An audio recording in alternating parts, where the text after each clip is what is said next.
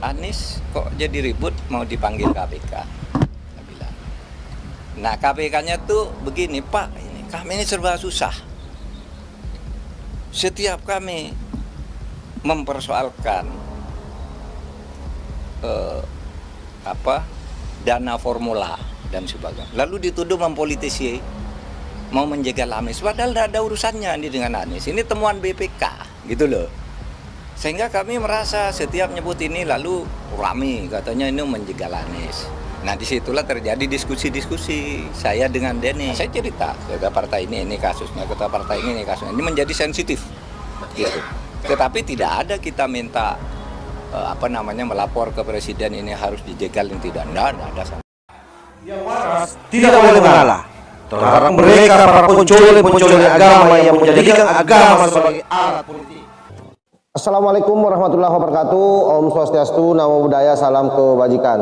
Kembali bersama Tolang 9 dari Butapan Ritalupi Bulukumba. Pada sore hari ini ada satu hal yang menurut saya ini menarik untuk kita diskusikan.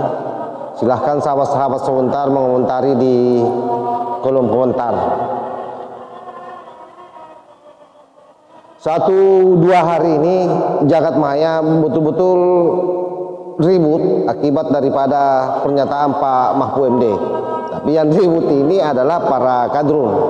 Kenapa? Karena pernyataan Pak Mahfud MD ini memberikan isyarat bahwa KPK seharusnya tegas dan tidak mencela-mencela terkait soal kasus penegakan hukum siapapun itu.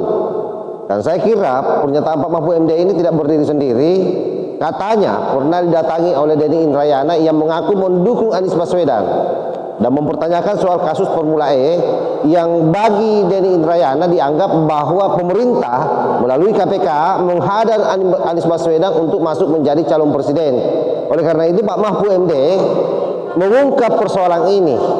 Pertanyaannya kemudian, kira-kira apa motivasi Pak Mahfud mengungkap ini di publik soal pertemuannya dengan Denny Indrayana membicarakan soal kasus Formula E yang menyebut namanya Pak Anies Baswedan di situ dianggap sebagai orang yang dihalangi masuk menjadi capres karena mengusut kasus itu.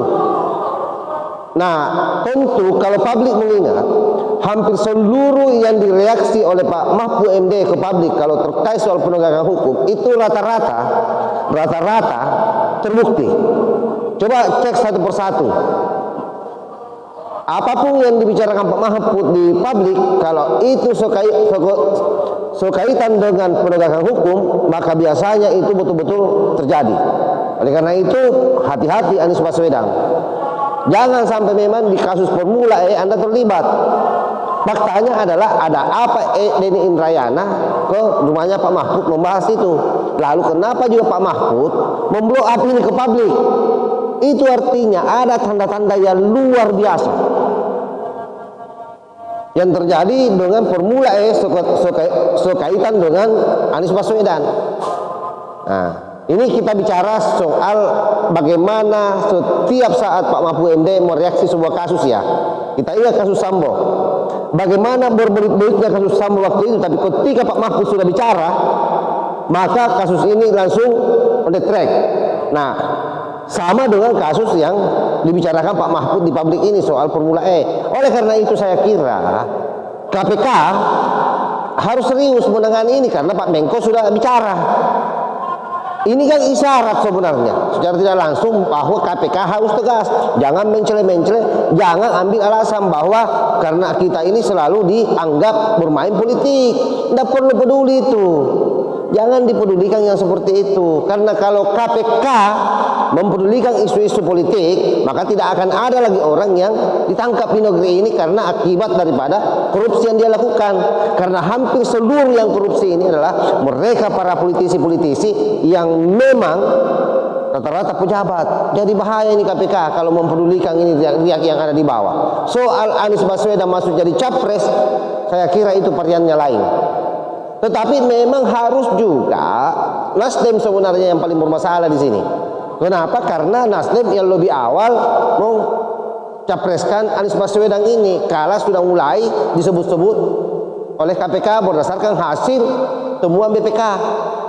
Nah, Artinya apa? Terkesan bahwa Nasdem melindungi Anies Baswedan dengan mencapreskannya cepat, padahal proses pemilihan masih lama. Saya kira itu yang saya sampaikan.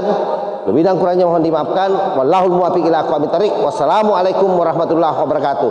NKRI harga mati, Nusantara milik kita.